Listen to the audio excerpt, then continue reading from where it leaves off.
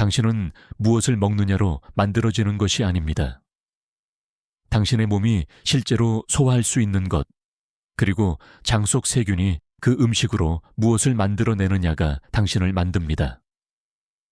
많은 사람들은 아직도 뇌가 몸의 모든 것을 지휘한다고 믿습니다. 하지만 의학적으로 보면 조용히 중심 역할을 하는 곳은 바로 장입니다. 장은 면역, 호르몬, 그리고 기분까지 통제합니다. 장이 무너지기 시작하면 식단이 아무리 좋아 보여도 몸 전체가 함께 흔들립니다. 진료실에서 수십 년 동안 같은 장면을 반복해서 봅니다. 기름진 음식도 피하고 단 것도 줄이고 나름대로 건강하게 드신다는 분들입니다. 그런데도 늘 피곤하고 자주 아프고 이유 없는 불안이나 염증에 시달립니다. 깊이 들여다보면 문제는 거의 늘 같습니다.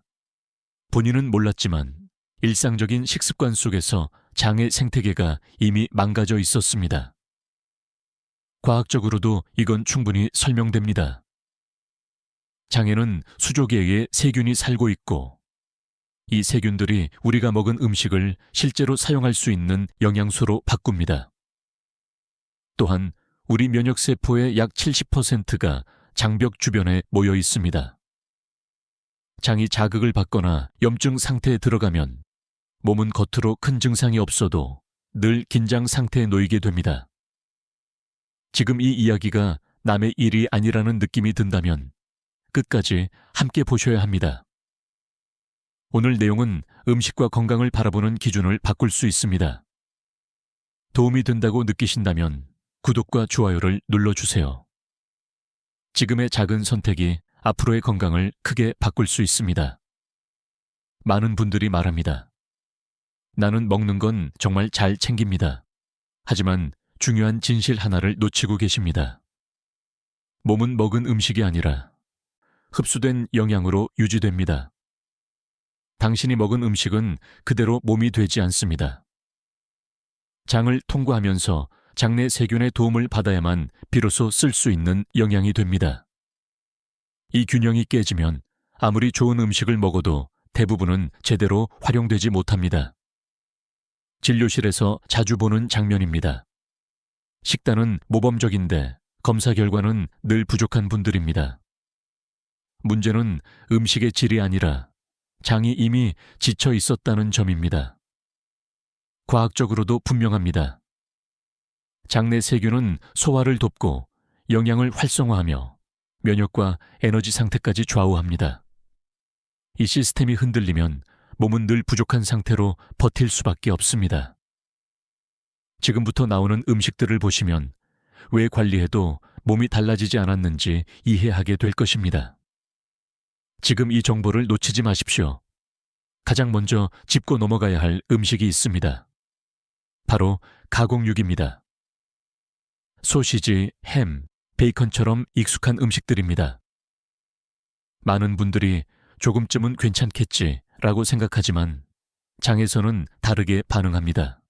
가공육의 핵심 문제는 질산염과 아질산염입니다. 이 성분들은 단백질과 결합하고 강한 위산이나 높은 열을 만나면 니트로사민이라는 물질로 변할 수 있습니다. 이 물질은 장점막을 자극하고 장의 방어막을 서서히 손상시킵니다. 특히 센 불에 굽거나 튀길수록 그 위험은 커집니다. 진료실에서 장염과 만성 소화장애를 겪는 분들 중 가공육 섭취가 잦은 경우를 자주 봅니다. 본인은 특별히 문제될 게 없다고 느끼지만 장은 이미 자극을 누적시키고 있었습니다. 의학적으로 중요한 점은 이것입니다. 장은 한번 크게 망가지는 장기가 아니라 작은 자극이 반복되며 서서히 무너지는 구조라는 사실입니다. 가공육은 그 시작점이 되기 쉽습니다. 이제부터 나올 음식 목록을 보시면서 얼마나 자주 먹었는지를 떠올려 보십시오. 그 빈도가 바로 장 건강의 방향을 결정합니다. 문제는 가공육만이 아닙니다. 조리 방식, 특히 높은 열 자체가 장을 먼저 상하게 만듭니다. 음식을 센 불에 굽거나 튀길 때 생성되는 물질들은 눈에 보이지 않지만 장에서는 즉각적인 자극으로 작용합니다. 높은 열에서 만들어지는 헤테로사이클릭 아민과 다완 방향족 탄화수소 같은 물질들은 장 점막을 직접 자극합니다. 이들은 장의 보호층을 약화시키고 미세한 염증을 반복적으로 일으킵니다. 문제는 이런 손상이 통증 없이 진행된다는 점입니다. 진료 현장에서 보면 특별한 병이 없는데도 속이 늘 불편하고 배가 더부룩하다는 분들이 많습니다. 식단을 살펴보면 공통점이 있습니다. 튀김, 직화구이, 강한 불조리가 일상화되어 있다는 점입니다. 의학적으로 장은 자극에 매우 예민한 기관입니다. 강한 열로 변형된 음식이 반복되면 장은 스스로를 보호하기 위해 방어벽을 얇게 만들 수밖에 없습니다. 이것이 장 기능 저하의 시작입니다. 이제부터는 무엇을 먹느냐만큼 어떻게 조리하느냐를 함께 보셔야 합니다. 이 차이가 장의 미래를 바꿉니다. 많은 분들이 영양제를 챙기면서도 한 가지 사실은 거의 모르고 계십니다. 비타민의 상당 부분은 장에서 만들어진다는 점입니다. 우리가 반드시 음식이나 약으로만 얻는다고 생각하는 비타민 중 일부는 장내 세균이 직접 생산합니다. 의학적으로 확인된 사실입니다. 장이 건강하면 장내 세균은 비타민 B군과 비타민 K 같은 필수 영양소를 만들어냅니다. 또한 음식 속 영양을 몸이 사용할 수 있는 형태로 다시 가공해 줍니다. 이 과정이 제대로 작동해야 같은 음식을 먹어도 몸의 반응이 달라집니다. 진료실에서 혈액검사상 비타민 수치가 계속 낮은 분들을 보면 섭취량은 부족하지 않은 경우가 많습니다. 문제는 흡수가 아니라 장내 세균이 이미 제 역할을 하지 못하고 있었다는 점입니다. 그래서 보충제를 늘려도 효과가 없는 경우가 반복됩니다.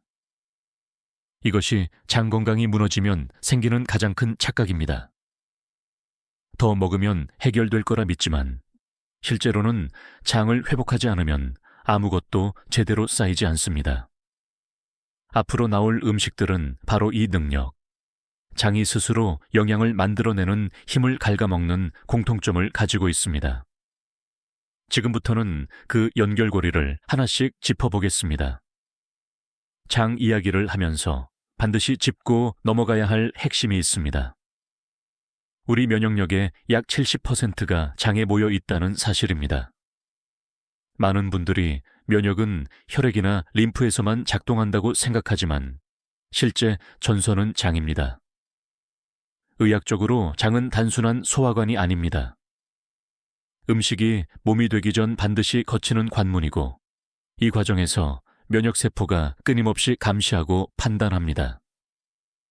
들어오는 것이 안전한지, 배척해야 할 것인지 매 순간 결정을 내립니다.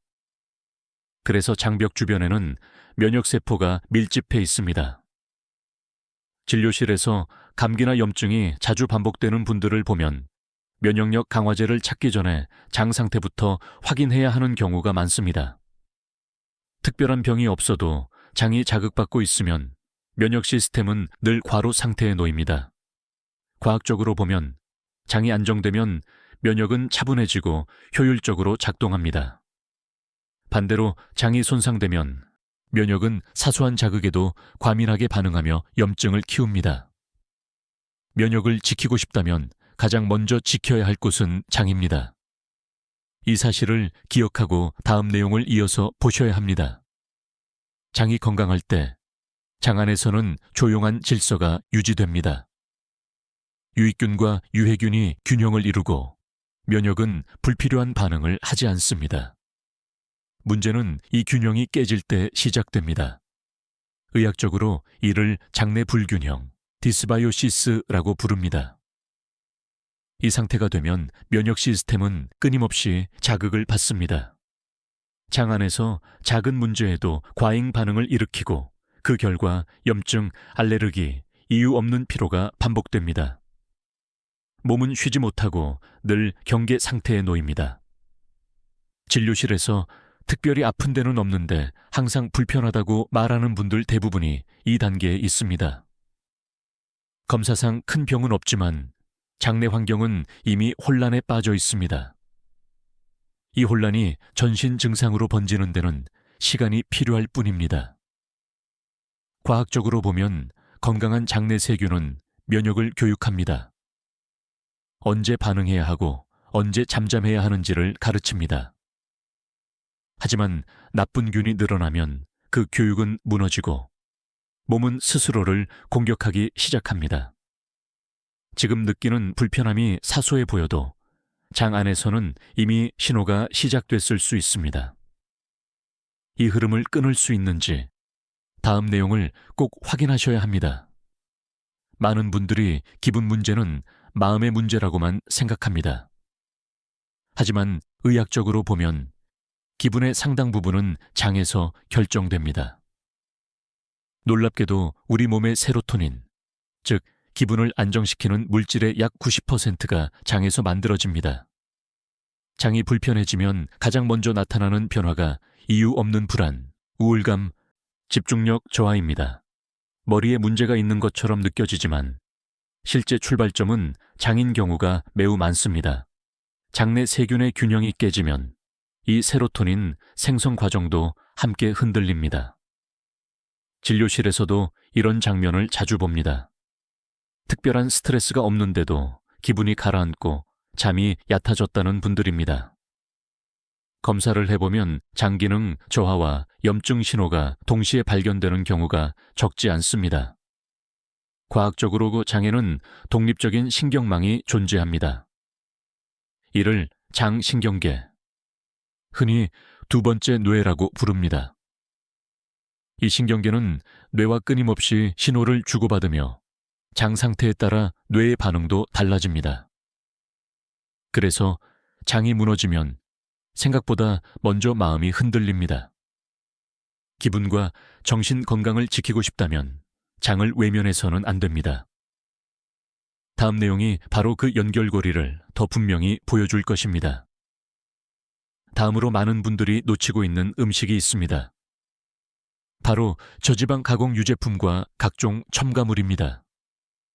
건강을 위해 선택했다고 믿지만 장에서는 정반대의 반응이 나타나는 경우가 많습니다.